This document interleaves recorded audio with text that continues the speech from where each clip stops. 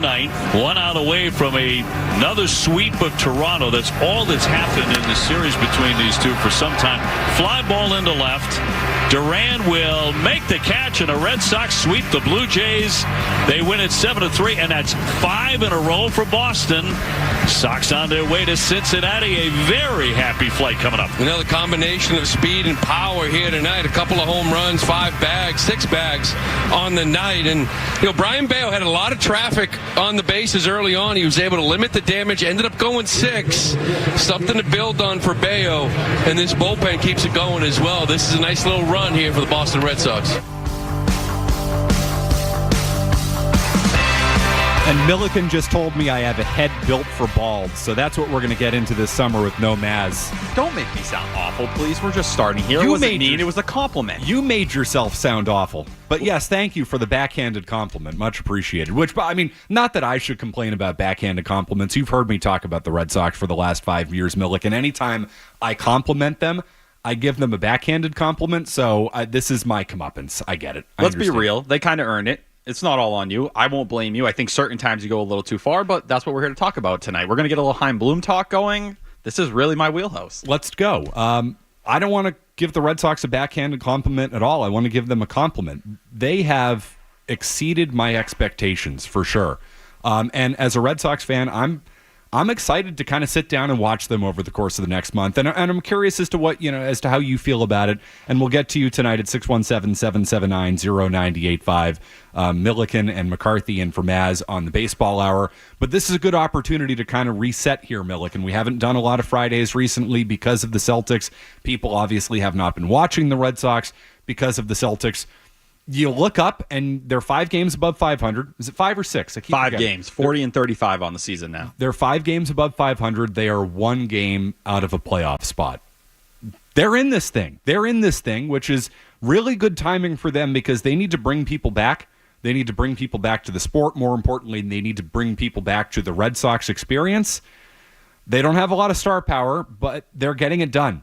And how are they getting it done? That's what I want to know. And you've got some stats on that, Milliken, as to how the Red Sox are getting this done. But overall, your kind of macro look at the Red Sox from the beginning of the year up until now.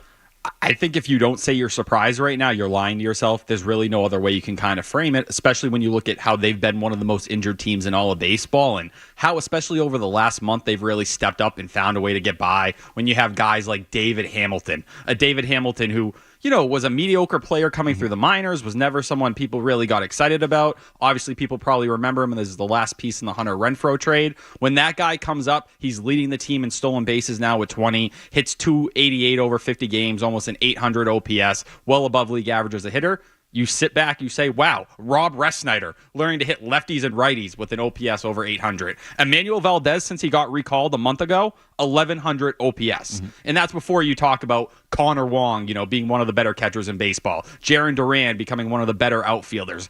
Dom Smith has an 800 OPS in the month of June. We talk all the time about what first base has been the last few years. Chaim Bloom plucked him out of AAA, had him opt out with the Rays and said, hey, you guys need a way to get by. Garrett Cooper may not get the job done for you, but watch watch Dom Smith get you until Tristan Casas is back, hopefully around July 2nd. But when I sit and look at this team right now, how quickly you realize how well-rounded they are. We've talked so much about the pitching this year. At times, I kind of take a step back because I think people are sick of the convo. Because they heard it in April when they were, a little bit better than mediocre, and even in May when they kind of became worse than mediocre for a bit. But you're 5th in overall ERA, 6th in starter ERA, 6th in bullpen ERA. Below, if you want to look at the metrics underneath the hood, they're 3rd in FIP. But offensively, what really sunk the team in May when they couldn't cash in with runners in scoring position, this month alone, they're 2nd in OPS. On the season, they're 5th in batting average, 5th in OBP, 4th in slugging, 5th in OPS. So they are hitting as a top 5 team this season. They're pitching as a top 6 team this season. And then that's before even going to what's really pushed them this month, and it's the stolen bases. Where the Red Sox now, in the American League, they're on pace to lead in stolen bases for the first time since 1935. How crazy is that? And it's really led by Ceddanne Rafaela, Jarren Duran, and David Hamilton. You may not be able to buy into star power right now, but what you can buy into is a young core that should hopefully be here for a while. That's going to have Wilyer Abreu and Tristan Casas, arguably the brightest spots in that young core, joining you very soon. So I don't buy in that the Red Sox are this good, right? I don't buy in that they're a top 5 offense, that they're probably a top 6 pitching staff. I don't buy into any of the stats that you just shared. And listen, they all exist. The stats are the stats. I don't think they're that Milliken. But I do think they're overachieving at a level that they can do for the next month until you get reinforcements. And that's where this conversation goes. Can they continue to play this way for the next few weeks to put pressure on the organization, to put pressure on ownership, to put pressure on Craig Breslow to add at the deadline? You hope you get Casas back. You hope you get, Yoshida's back at this point. O'Neill's been. How much does that really mean at this point with Yoshida? I'm right there with you. But again, it's anything, any little bit can help, right? If you're talking about making the playoffs or missing the playoffs. They're a game out right now. They're a game out, and the competition ahead of them, I really like that Royals team, but it's still the Kansas City Royals. The Minnesota Twins are ahead of them at this point. They're right in the mix. And if they can stay the course for the next few weeks against some softer competition, all of a sudden we're talking about adding at the deadline and making this team better on paper. Because I don't think, listen, they're overachieving what they are on paper. But can they actually improve on paper at the deadline? I think they can. I think when you mentioned the Royals, too, if you look at that lineup and you read through it, you're not going to believe in that lineup any more than you do the Red Sox. I think that's a reality of that situation. They run too, by the way. Of course, with Bobby Witt Jr. Yep. Last year, they were one of the best stealing base, teams in all of baseball, and they still lost 56 games, which goes to show that can't carry you. I think there's real concerns with that entire pitching staff. But where I kind of sit back and I question some things, and when you look at the Royals, they're only 1.5 games ahead of you for the second wild card. Mm-hmm. That's not the third. So, you get hot for 2-3 more days. You could have the second wild card. This isn't the, third wild card that people like to laugh at and call a fake wild card and all this stuff. That's how far you're in it. But I think Craig Breslow has made it clear that he doesn't want to go down the route that Chaim Bloom did. He's not into the buy and sell idea. Mm-hmm. Now, I'd also tell you and step back, there's a lot of context you need to know with how the Red Sox want to operate. Because a year ago, they told Chaim Bloom, hey, you can't add any money. You may want to add money, you want to do things, and they had a great month of July. They had done their job. They were on pace for, close to 87, 88 wins when the trade deadline rolled around, but he didn't have many options there. Obviously, they just kind of stood pat and they didn't do much overall, so it didn't transform them one way or the other. I think that's where Craig Breslow needs to sit here and say, how much can I really buy? Is the best case scenario really only buy selling, even if you don't like that? Because if they are playing this way right now, I think selling is a really tough thing to push. Because this year, I think what they're doing is much more sustainable because it's led by the young core. And when you can pitch, even if you don't believe it's a top 6 team in terms of ERA, if you can pitch, you are going to stay in these games as the year goes along. The facts are the facts. They're one game out, but they're also 4 games clear of Tampa, who's in 8th place in the American League. The competition right now, and similar to a take I had on Felger and Maz today, is kind of down, right? There is a real opportunity here for the Red Sox, which, again, I did not see entering this year. Toronto's fallen off. Houston's fallen off. Texas has really fallen off. They're 6 games below 500. The Red Sox are in 7th place in the American League, but they're a game out, and they're 4 games clear of the 8th place team. I get it. It's June 21st. Things can change. But the fact of the matter is, they're in it. They're in this thing, and you can't deny it. In the June 21st thing, I don't care that it's that far away from the end of the season. The trade deadline is what you need to stare at. Because Breslow, I think deep down, if it's even borderline looking like they're really not in it, he's going to lean sell. And maybe there is a buy-sell combination if you want to flip Kenley Jansen and keep Liam Hendricks once he comes back. But even that, a guy who's been an elite closer for you this year, who has stepped up and gone multi-innings, we saw how this dugout, including Alex Cora, has reacted to this stuff. If you're still trying to convince Alex Cora to stay, I think that could be maybe a change of pace moment here. But I think the worst thing Breslow could do is follow in the straight footsteps of Chaim Bloom, because that's ultimately why Chaim Bloom doesn't have a job here. I couldn't agree more. You can't do the buy and sell thing. You need to pick a direction, which is something that Bloom refused to do at the trading deadline. How much credit, though, does Chaim Bloom deserve for this team right now? Because the guys you've just spent the last 12 minutes fawning over, Milliken, and by the way, I've allowed you to do that. Thank you. I kind of agree with it. Listen, they're playing well right now. I don't want to poo-poo it. David Hamilton has turned into a player that I never saw coming. And Manuel Valdez has been red hot since coming up from Worcester. Abreu's coming back. Ref Snyder, that's a Chaim Bloom guy. That's extended by Chaim Bloom. Another Chaim Bloom guy. All of these guys right now, the vast majority of them were Bloom guys brought into the organization by Bloom. How much credit does Bloom deserve for this team right now? A decent chunk, but I do think at the end of the day, what is the foundation of the team? It's starting pitching. And while Chaim Bloom may have had the right idea, look at his trades. I think that got a lot of criticism. Never the Nick Pivetta trade, but that was a great trade. The Christian Vasquez trade, getting Abreu and Valdez looks like an absolute heist. You can't really throw the Hunter Renfroe trade in his face anymore, right, at this point in time. And you go back to the 2021 deadline. Schwarber was a great deal. Hanzo Robles was a great deal. Never forget that 0 ERA in the month of September, McCarthy. I will bring it up to the day I die. I would stop. I wouldn't do that if I were you. Oh, trust me, I will keep doing it. But where I will look and say where there's blame, the Masataka Yoshida situation, which is about to get very sticky because with their right-handed lineup, you need Abreu, Rafaela, Duran, Hamilton, and really Valdez all in the lineup here. Mm-hmm. You need those guys. You only have so many spots for all these outfielders and Tyler O'Neill with, the DH spot. Someone's going to have to be at DH if you want all those guys playing. So what, are you about to give up on Yoshida? Because we know lefty. Do you really care about that? No, you don't. So in my opinion, that's an uncomfortable conversation they're going to have to address again, and they got away with it for a bit because of his injury. Trevor Story being out the entire year again in that contract, that's held them down. But as I mentioned earlier, it's the trade deadlines and sitting in the middle instead of picking a direction when you really needed to, that cost him. But the foundation, credit to him. Like a lot of that's built up. No one ever said Chaim Bloom couldn't build a farm system. At least I wasn't one of those guys. Some people felt that way. I think you're just seeing the fruits of that labor right now. Okay, you're seeing a little of it. Couple of things, though. It's only gotten you to 7th place in the American League, which, it's still got 11th best in baseball. Kind of in the middle. But accumulating prospects and refusing to make any deals with them, refusing to improve your major league team, like you can hoard and hold on to guys as long as you want, and eventually some of them are going to come up to the big leagues and help you at the big league level. And you're going to say, see, look, he got it right. That doesn't necessarily lead to long-term success.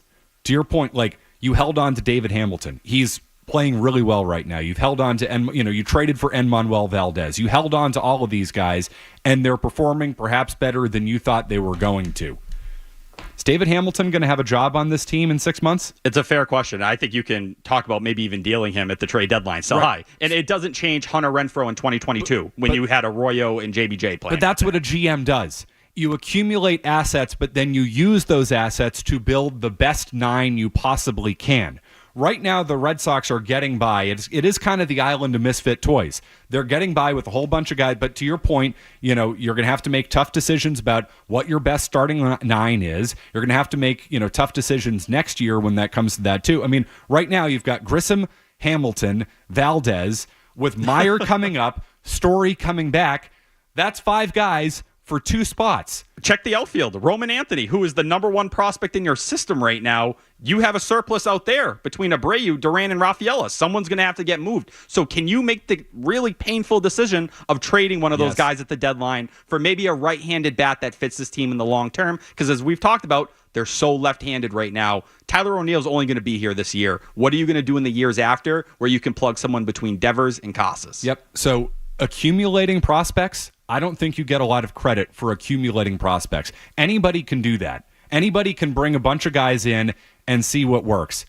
It's a different thing to decide which prospect to keep and which prospect to trade to improve your team, to get to improve an area of weakness, all of that. That's why I sit here and I don't say Chaim Bloom deserves all the credit or a lot of credit for this year's team. No. Let's see where they're heading after this. It's a chunk. And at the end of the day, Chaim Bloom was here and he let Dave Bush keep his job all those years. We saw Andrew Bailey come in here and he transformed Tanner Houck into an ace in one offseason. Imagine what that could have been if you did it 2 years ago. Your thoughts? Does Chaim Bloom deserve credit for the Red Sox being 5 games over 500 and 1 game out of a playoff spot? Milliken says yes, somewhat. A chunk. He says a chunk. I say it's a sliver. It's not a chunk. We continue. It's McCarthy and Milliken in for Maz on the Baseball Hour round. It's not a very round table tonight. Hey, I do a pretty good job making it round. Wow. Feels more like a kid's table to me. It's not. I like my chicken nugs, and Milliken says he's fat. He's not fat. You're just big boned. Hey, I'm losing weight, and I do love me a 10 DJ Stu. You know that. Good for you. We got Stu here. Smiley face fries for all. We'll make the table round because we got to get Stu's thoughts. We'll continue next. This is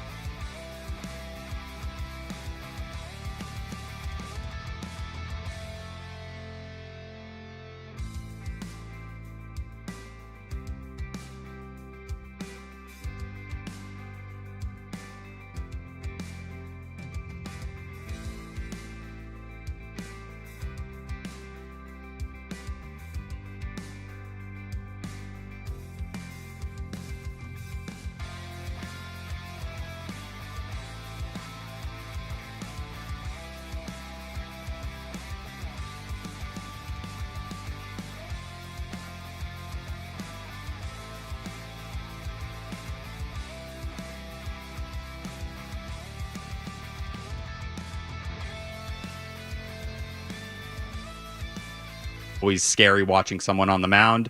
Watching Craig Breslow be able to reinvent that and make you a pitching lab, at the end of the day, I don't think Heim was ever going to get that to that level. So I'm happy Craig Breslow's here, but I think you can do both and acknowledge what Breslow's been doing right and also say not everything Heimblum did was wrong. So let me ask you this, and Stu, I want to get your thoughts as well, and to the people at 617-779-0985. Will this trading deadline be different? Because, you're harping on, and rightfully so, Bloom's failures at the trading deadline in the last few years is one of the primary reasons the Red Sox finished in last place. Will Craig Breslow approach this differently? Let's say they're a game out. Let's say they're 2 games out at the deadline. Will he approach it differently? Should he approach it differently? I think he definitely should approach it differently because you should have the room to do different stuff. You're at $224 million. That means you have $13 million before the luxury tax. I don't think anyone in this room is saying they should go over the luxury tax at this point. It's not a championship caliber year. Even if you want to say, oh, well, look at the Diamondbacks a year ago.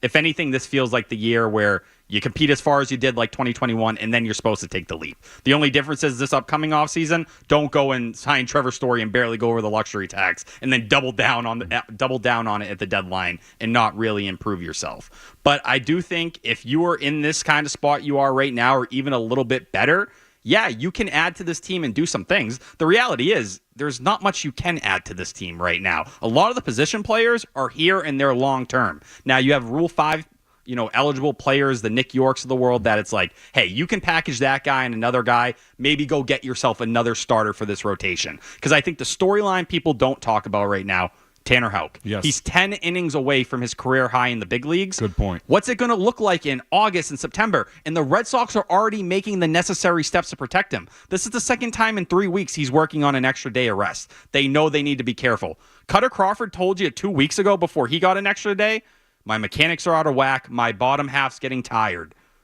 Cutter Crawford's never pitched that many innings. Yeah. Hey, he's Cutter Crawford. Come on. Cooper Criswell, even, who's been optioned but worked as the 5th starter, he's never thrown anywhere close to these innings either. Brian Bayo wore down in September last year with a similar workload.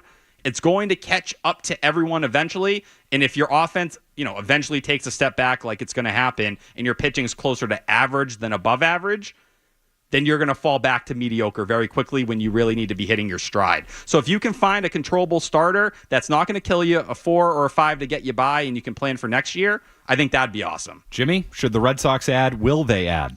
Yes, they should add. They should always add. And no, they won't, because their playoff odds as of today, there's only a 31% chance to make the postseason. Last year at the deadline, it was a 35% chance of the Red Sox making the postseason, and Heimblum punted, and Craig Breslow and Bloom are more similar than we want to believe, except one played the game and is more than happy to tell you and brag about playing the game. But if they're a slave to the analytics, 31% chance, not good enough to add anything. Can I defend the nerd? Sorry, go ahead. I hate the punted thing. The punting thing, he couldn't add money. He was not allowed to add money. He was in a tough spot. If anything, in my opinion, when he heard that, he should have sold. That's what they wanted him to do. Heimblum said, I'm not selling. Because you saw the way Kenley Jansen reacted in spring training. Rafael Devers, Justin Turner, right, would have kind of pushed back. I think he said, screw it, let's ride. I can't trade James Paxton. You think this team's going to last? They cratered in the month of September when Turner wasn't able to give you what he did. So I don't feel like there was much room for them to do a lot overall. But push back, fight. Don't be like, oh, okay, I guess we can't do anything. Theo fought, Lucchino fought, Dombrowski fought to add players. Why can't Sam Kennedy? Why can't Heimblum? I hope Craig Breslow does, but Craig Breslow was the 12th guy to get the job, so he's beholden to Sam Kennedy. We know Cora's fighting because they're playing baseball that is against the launch angle logics of how analytical people think about the 3 true outcomes: walk, strikeout, home run. So Cora's fighting back in his own way because Cora's putting pressure on this front office to do something, and they won't, because it's an evaluation year for Sam. It's an evaluation year for Craig Breslow. He doesn't want Alex Cora to succeed because Alex Cora isn't the manager that Craig Breslow wants going forward. And Cora wants out of here, but he wants to watch management squirm a little bit, so he's going to play differently. And if you don't like that, then tough. I just don't understand how you can say Heimblum didn't push. Maybe he didn't win. I think he didn't have the credibility to win. And I think in a lot of ways they were pretty much done with him after 2022. If Bloom had pushed, we would have heard about it. The media would have heard about it. We and heard leaked the it out, entire and that front didn't office happen. expected to spend. They were all expecting. They thought that was the launching pad last year. Tell me why Kenley Jansen and Chris Martin were on the team if they weren't going to push. Those aren't guys you just signed to hang out and mess around with. Those guys were signed because you thought you were making a championship push. Ask those players what they were told. That's why they were so mad when this offseason came and went, because they said we were promised something different. John Henry said no. You know why? Because they knew they were about to kick Chaim Bloom to the road in a couple weeks. They had already decided, hey, we're good. We're not letting you spend. I think where you hope things change here and where things go a little bit differently is now with Craig Breslow here.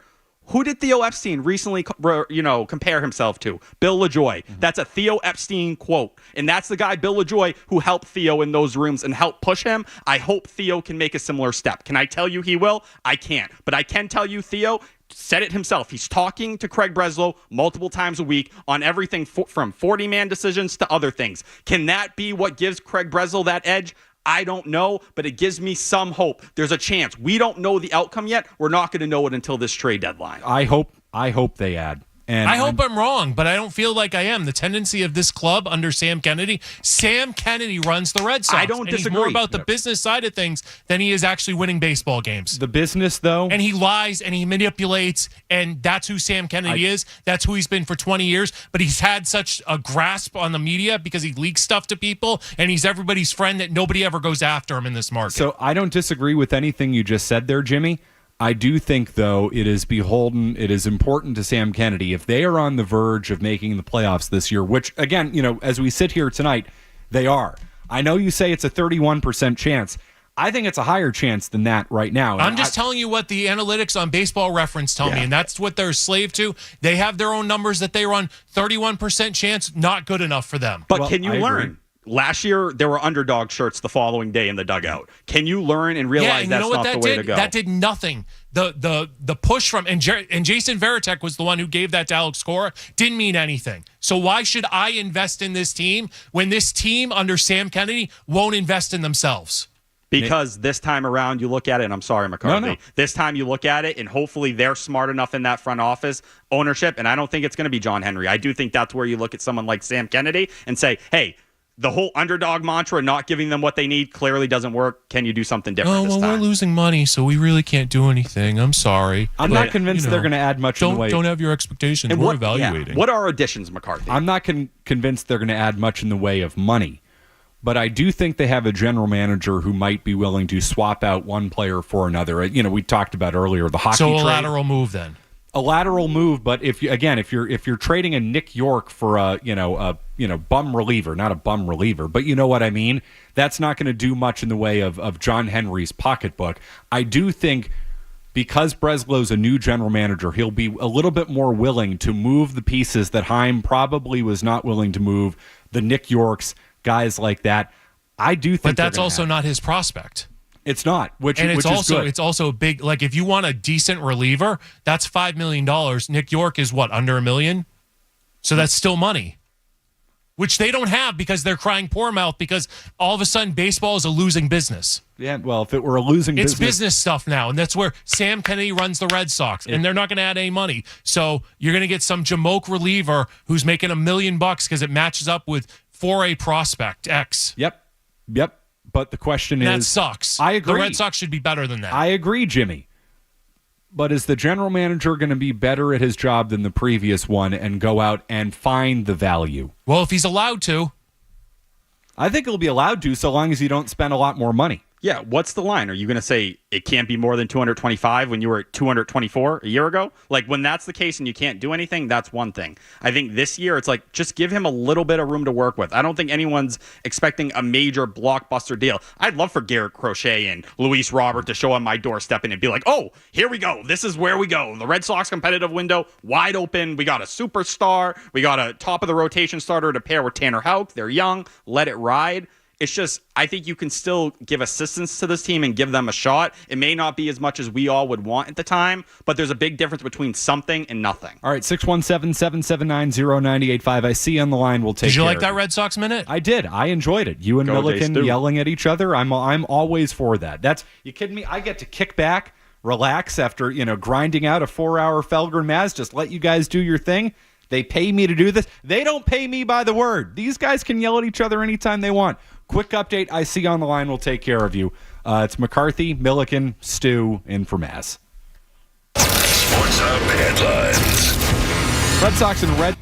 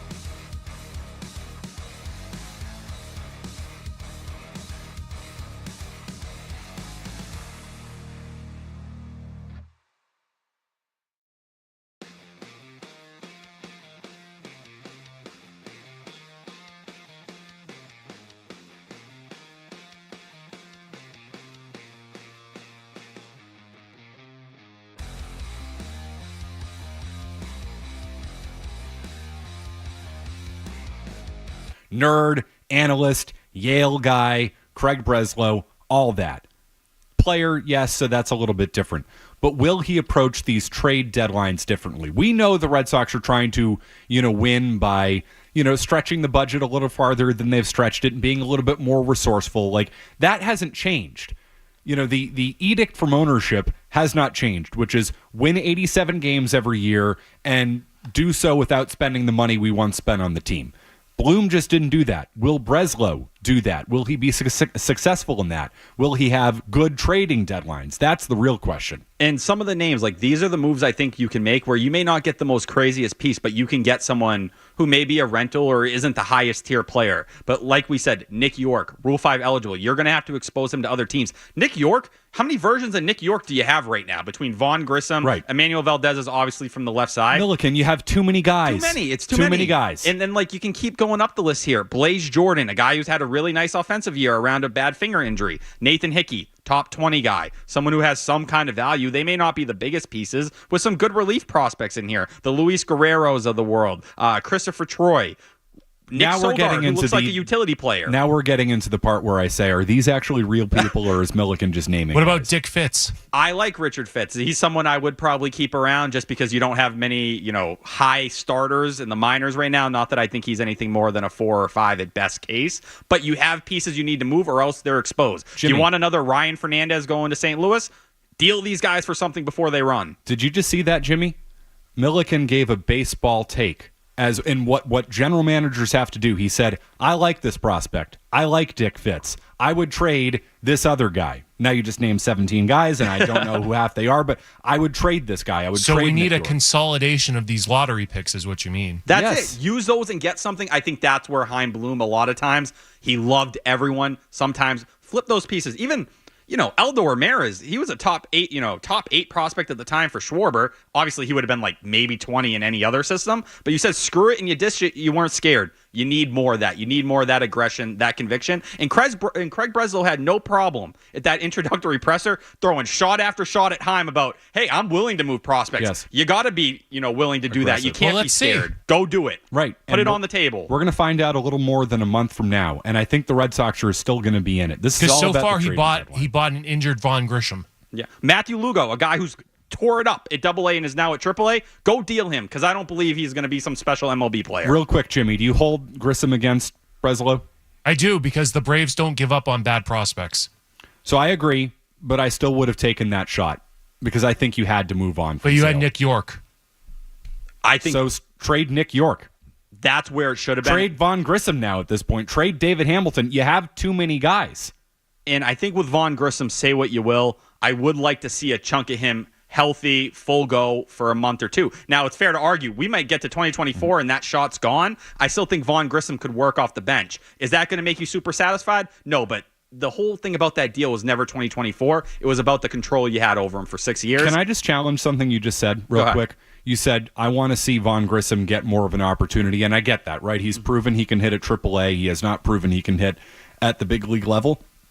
I understand why you want to say that, but the Red Sox can't let that get in the way because they should be trying to win baseball games at the big league level. Somebody like Chaim Bloom would say, well, we need to give him 2 years up here. Nah, can't do that in Boston. Can't do that in Boston.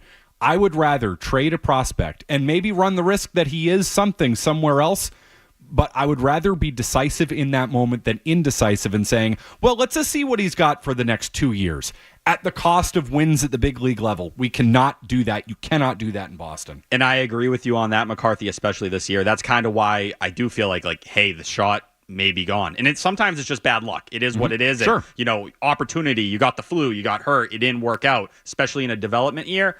At the same time, will I sit here and tell you I have full faith in David Hamilton being this guy for the rest of the year? No. No. And Emmanuel Valdez and Hamilton, they're redundant. They're both lefties in that sense. One of those guys needs to go at the deadline.